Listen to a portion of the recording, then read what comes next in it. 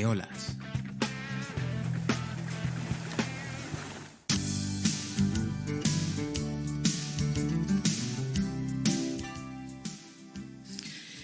Bueno, muy bien, pues seguimos adelante después de la conversación con Tonchu Rodríguez y nos vamos a hablar, bueno, hemos estado hablando bastante del Partido Socialista, bueno, estamos hablando ahora con un miembro del Partido Socialista de Euskadi y ahora nos vamos aquí al sur de Tenerife, vamos a hablar con Luis Javier González, que es concejal del Partido Socialista en el municipio sureño de Fasnia, y vamos a hablar con él porque justamente hace una semana que lo llamábamos, estaba en el Congreso del PSOE en Valencia.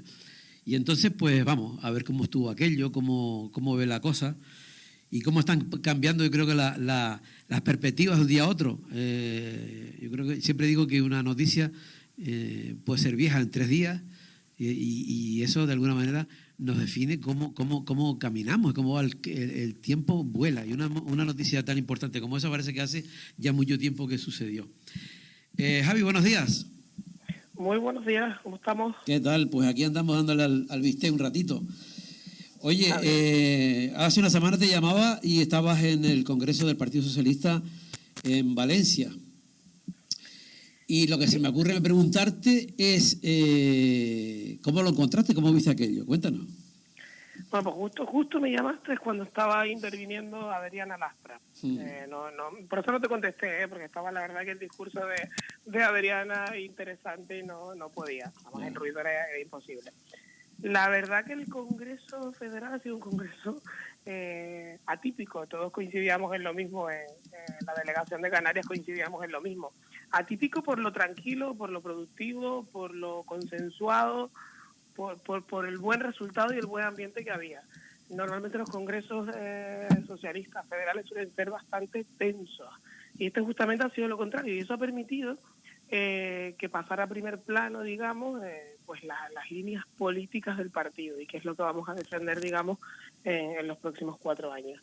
Y pues para eso ha venido bien el cambio de tensión a buen ambiente, ¿no? La verdad es que tal y como lo estás definiendo, esa aparente placidez y tranquilidad, hacía mucho tiempo que no se veía en las filas socialistas.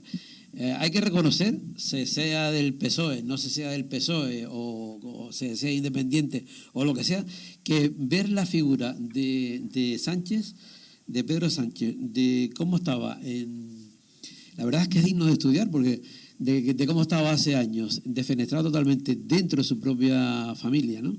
Socialista, con la cúpula que había, y estar donde está, a mí me parece alucinante, ¿no? La evolución, ¿no?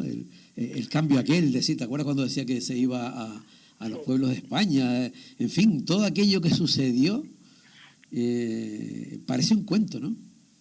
Sí, además es que no ha pasado tanto, es decir, del último Congreso Federal de Pedro Sánchez y Susana Díaz no ha pasado tanto, y de aquello a lo de la semana pasada hay un cambio radical de 180 grados. Es que no tiene nada que ver un congreso con el otro, ni siquiera tiene que ver con el de Rubalcaba y Carme Chacón, que estuve yo también en Sevilla hace años, y había mucha tensión, en la que el Congreso se decantó además por muy pocos votos, y se notaba esa tensión y se palpaba esa tensión.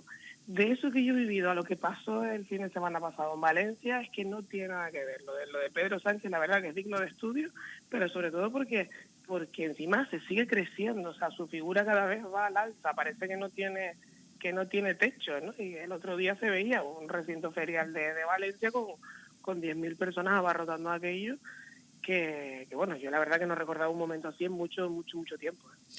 Javi, el hecho también de que, en fin, parece que los movimientos de fichas se van reunificando, tanto la derecha en ese congreso del PP las semanas pasadas también, todas las familias, digamos, unidos también dentro bajo las siglas, en el Partido Socialista hacen exactamente lo mismo, llegan de nuevo.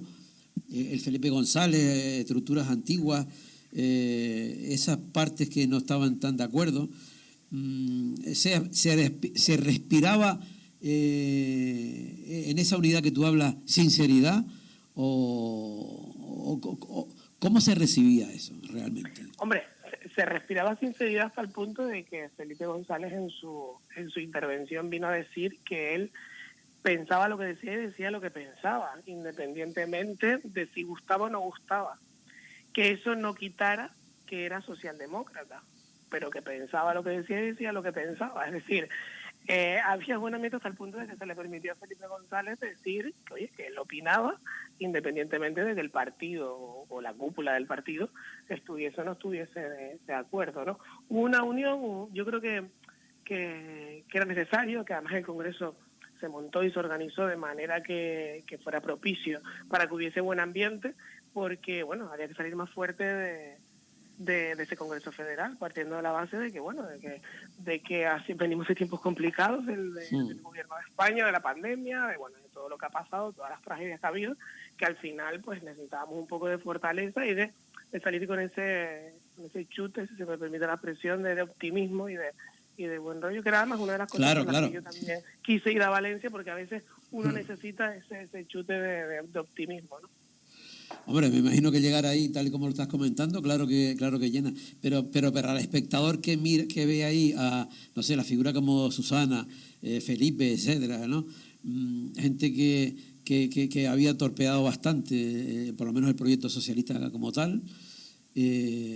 Bueno, pues realmente llama la atención y bueno, por eso te he hablado yo de esa sinceridad, de que sinceramente veías aquella sea unidad allí, o sea que había y había se habían olvidado de temas de Felipe o de las eléctricas o de tal, y realmente estaban todos en esa unión, ¿no? Yo quiero pensar que por lo menos esos 3 días, de viernes a domingo, digamos que quedó todo eso al margen y hubo unidad sincera. Al final Felipe González dijo lo que dijo y todos lo aceptamos y lo vimos hasta bien.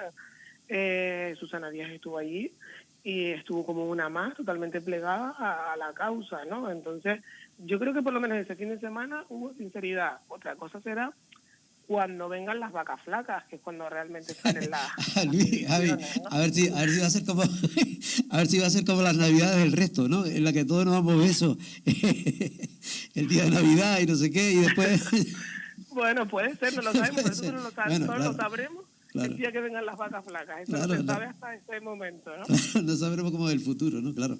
Oye, se habló bastante del tema de la socialdemocracia, ¿no? Cuando precisamente fue González el que hablaba al principio del cambio de ser sol. Yo hacía mucho tiempo que yo no oía la palabra socialdemócrata tantas veces.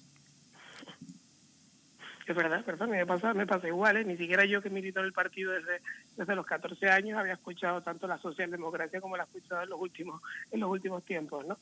Pero bueno, yo creo que es un valor en alza y un valor que tenemos que presumir. Al final lo que decía todas las intervenciones es que la socialdemocracia, independientemente del concepto técnico de la socialdemocracia, los socialistas pues estamos para ayudar a la gente, ¿no? Los que venimos de política dentro del Partido Socialista venimos a ayudar a la gente, y un poco eso es lo que engloba la socialdemocracia desde el punto de vista más básico, ¿no? Otra cosa si nos vamos a los aspectos más técnicos o jurídicos del concepto, ¿no? Pero yo creo que simplificando el concepto, el socialismo es un socialismo de calle, de vecino, de vecina, de estar al lado del ciudadano, y en eso yo creo que somos muy fuertes y yo creo que eso es lo que se presume. Otra cosa es que lo hayamos englobado dentro del concepto de socialdemocracia, ¿no? Pero yo creo que va más a lo básico, a lo llano. Yo recomiendo mucho escuchar la intervención de Adriana Lastra, para mí la mejor intervención de todas las que hubo el fin de semana, de 10, porque viene a poner sobre la mesa todo lo que los socialistas hemos venido haciendo en los últimos años, ¿no? Todas las leyes sociales que hemos sacado, ¿no? Entonces, yo creo que un poco el término socialdemocracia engloba lo que hacemos pues, en los ayuntamientos, en las diputaciones, en los cabildos, en los gobiernos regionales, que luego pues llega al gobierno de España, ¿no? Ya. La definición, por ejemplo, del PSOE, porque luego hay cosas que la gente quizá o nos planteamos mucho, ¿no? Ustedes se consideran republicanos, pero después no actúan como tal, o bueno, lo aparcan. Siempre dicen que quizá no es el momento ahora.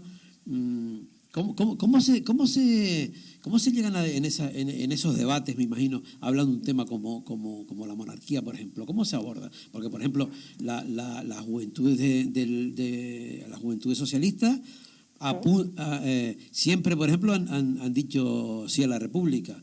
¿Cómo se llega a trabajar todo eso para llegar a un consenso? Bueno, pues el Congreso Federal, yo no sé si conocen cómo funciona o no, pero está compuesto por diferentes comisiones donde se trabaja la ponencia del partido. La ponencia, digamos, que son las líneas electorales que tiene que seguir, las líneas programáticas que tiene que seguir el Partido Socialista en los próximos 4 años, ¿no? Entonces, en esas comisiones se trabaja sobre la ponencia. Hay comisiones que valoran la parte de la República, hay otras comisiones como en la que estaba yo, que era Igualdad y Diversidad, también bastante polémica por el tema de la ley trans. Y en esas comisiones es donde se debate. Ahí se debate absolutamente todo. Y ahí se vota por parte de la delegación si alguna cuestión conflictiva pasa a plenario, es decir, a ser votado por todos los delegados que estábamos en el Congreso Federal, o se aparca. Bueno, pues el fin de semana pasado no llegó ninguna propuesta al plenario, todo fue aprobado por unanimidad en las comisiones.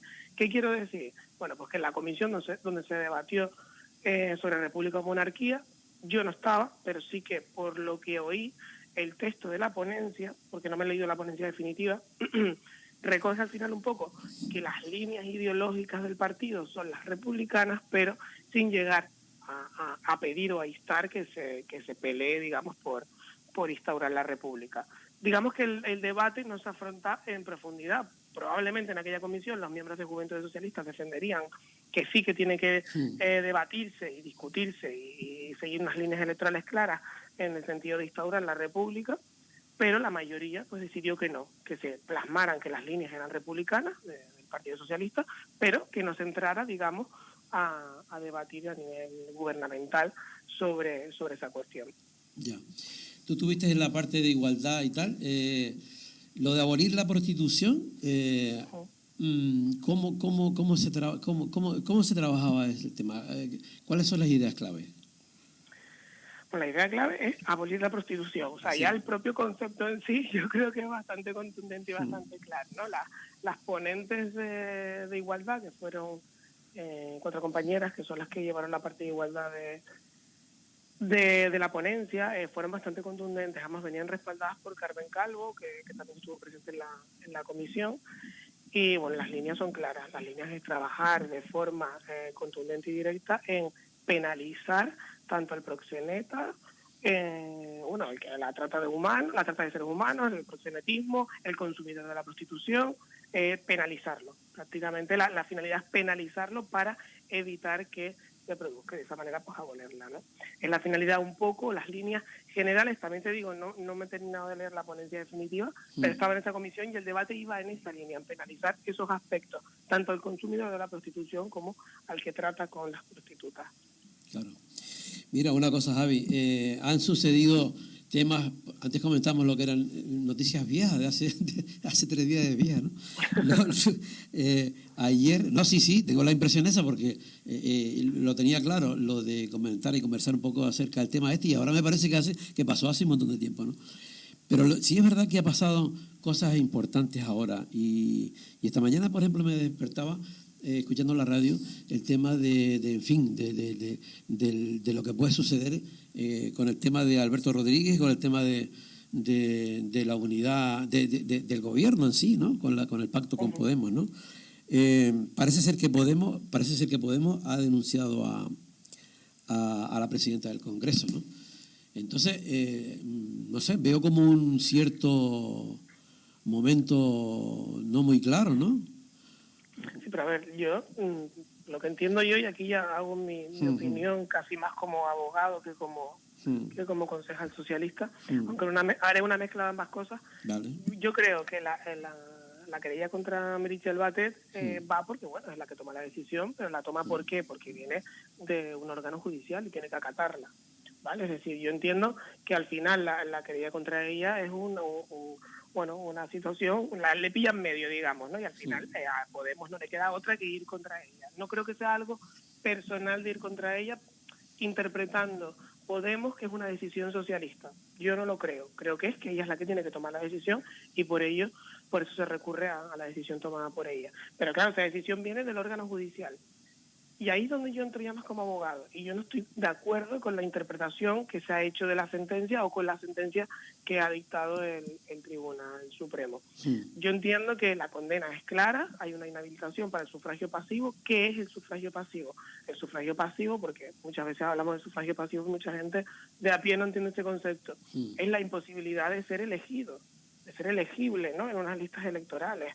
Entonces, lo que se le está prohibiendo es que en el periodo que le dura la condena, que si no me equivoco son 90 días, si no me equivoco, no puede ser elegido. Pero eso no significa que haya que retirarle el acta de diputado de unas elecciones pasadas. Vale. Entonces yo entiendo de alguna manera el cabreo de Podemos.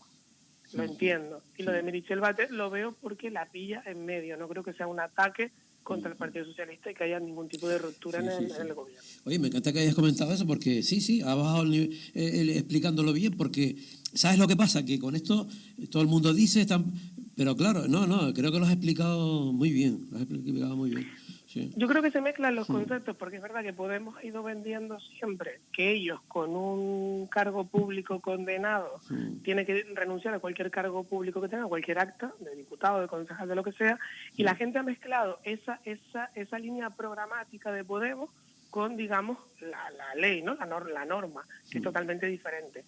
Alberto Rodríguez no tendría por qué renunciar al acta de diputado de manera judicial, tendría que hacerlo porque su partido dice en sus líneas internas, en sus estatutos, que tiene que hacerlo. Claro, sí, ya sería una cuestión interna de Podemos, ¿no?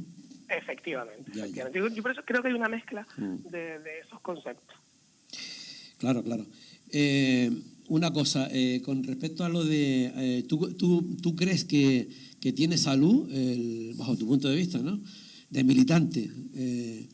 ¿Crees que tiene salud el pacto? ¿Crees que el gobierno va a continuar? O sea, que no va a pasar nada. Yo creo que sí. Yo creo que el pacto es fuerte, que ambos nos necesitamos de alguna manera. Creo que más incluso podemos nosotros que nosotros a Podemos, pero creo que el pacto es más que necesario. Yo creo que ninguno de los dos partidos está por afrontar unas elecciones ahora, porque yo creo que son conscientes que las encuestas no son del todo favorables para poder obtener los resultados que permitan gobernar la izquierda. Y estamos hablando de palabras mayores, teniendo frente a Vox, ¿no? Entonces, yo quiero pensar que por encima del conflicto que hay ahora, las cúpulas de ambos partidos son conscientes de la realidad. Claro. Es que la realidad es la que estás comentando. Las encuestas no les favorecen, ¿no?, en principio. Entonces, si encima de todo eso pues van a tirarse los trastos unos a otros, ¿no? Por eso no, yo soy bastante partidario de que hay que afrontar... Pero tú sabes cuál es el problema de la izquierda en este país. ¿Sabes qué? Sí, que para matarnos somos únicos. Sí. ¿Sabes? Entonces hay determinados momentos en el que quizá la gente no, a lo mejor clama una cosa y después se actúa.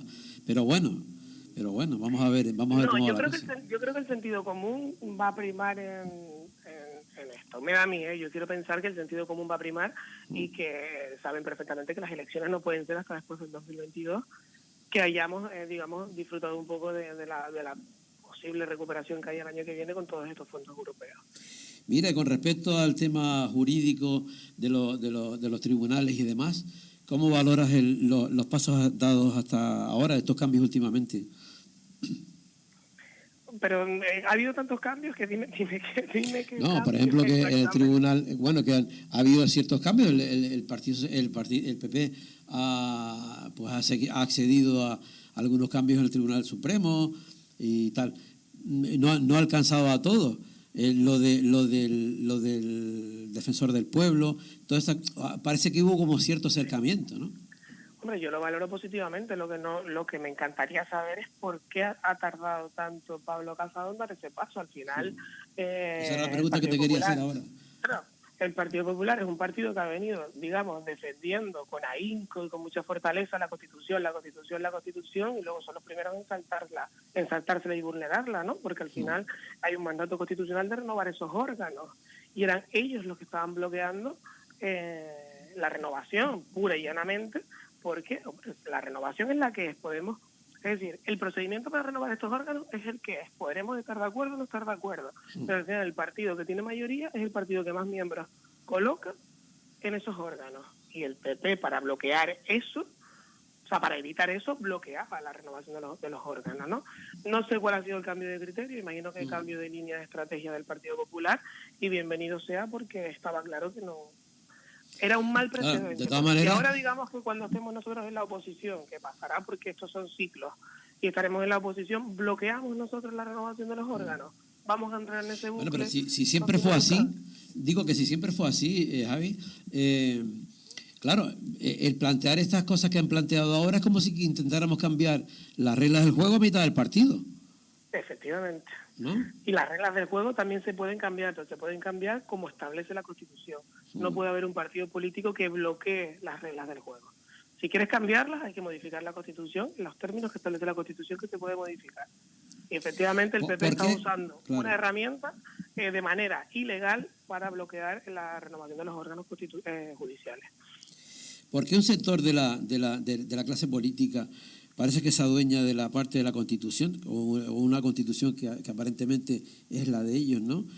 Banderas, no sé qué. Parece que yo creo que es muy difícil de llegar a un entendimiento cuando hay una parte que parece que no lo ve así, o que ve que la realidad que se necesita es la de ese sector, pero no la plurinacionalidad y la apertura de esta España del siglo XXI. Mira, esto es como el dicho de una mentira dicha muchas veces se convierte en una verdad. Pues un poco parecido. Ellos, la derecha, más Vox que el PP, pero el PP también, hacen un uso de la bandera española y un uso de la palabra Constitución y de todo lo que engloba la Constitución continua y constante, apoderándosela como suya, ¿no? Como si el resto no la quisiéramos. Y lo peor no es que ellos hagan suya la bandera o la Constitución, lo peor es que lo hacen de tal manera que lo que consiguen es generar un rechazo en el resto de la sociedad hacia esos elementos, ¿no? Hacia la bandera y hacia la Constitución. Y ese es el riesgo que hay, porque al final la derecha lo que está haciendo es fraccionar aún más el país, ¿no? Y miedo me da a mí si algún día llegan al poder y siguen esa línea, porque al final habrá conflicto mayor con Cataluña del que hubo y estaremos en una línea complicada. Al final, el otro día en el Congreso decíamos, el Congreso Federal, que lo decía Pedro Sánchez, y es verdad, y es una verdad como un templo. Se nos critica o se le critica mucho al gobierno de España la política con Cataluña. Pero oye, es que a Pedro Sánchez no le han planteado un referéndum ilegal ni han declarado la República. Ojo, entonces algo se estará haciendo bien consensuando con Cataluña, digo yo, ¿no? Entonces, es verdad, al final la parte más tensa de ese conflicto España-Cataluña estuvo con el Partido Popular y con la derecha, ¿no? Entonces, oye, hay que poner las cosas en su sitio y hay que valorar el trabajo que el gobierno en política territorial está haciendo. Sí, yo creo que sí, porque si pensamos cómo estaba Cataluña, por ejemplo, en esa época y cómo está ahora, pues evidentemente hay un cambio. Vamos a ver, solamente comparando imágenes se ve, ¿no? Claramente, ¿no? Bueno, pues nada, Javi, gracias por haber estado con nosotros, compartir y conversar un ratito acerca de la política, en este caso nacional. Yo sí veo también un poco lo que tú comentabas antes, que yo creo que a la izquierda pues no le queda otro remedio que crezcan ambos. O sea, que para que Pedro gobierne necesita Podemos y sí o sí. O sea, los dos tienen que estar fuertes. Y Podemos, para no morir, necesita del PSOE. Al final es una necesidad recíproca. Sí, yo creo que no hay otra. Vamos a ver cómo va la cosa. Esperemos que todo quede en una pataleta y que al final, hombre, yo sí creo que la sentencia debe ser recurrida. Y valoraremos, a mí personalmente, ojo, y yo debe ser por eso de que Alberto es medio fasniero también y por eso a lo mejor lo miro de otra manera, pero sí que creo que la sentencia está interpretada o redactada de una manera no del todo correcta, porque el sufragio pasivo, como dije, es la imposibilidad de ser elegido, no la renuncia al acta. Ya. Mira, una cosa, Javi, para finalizar.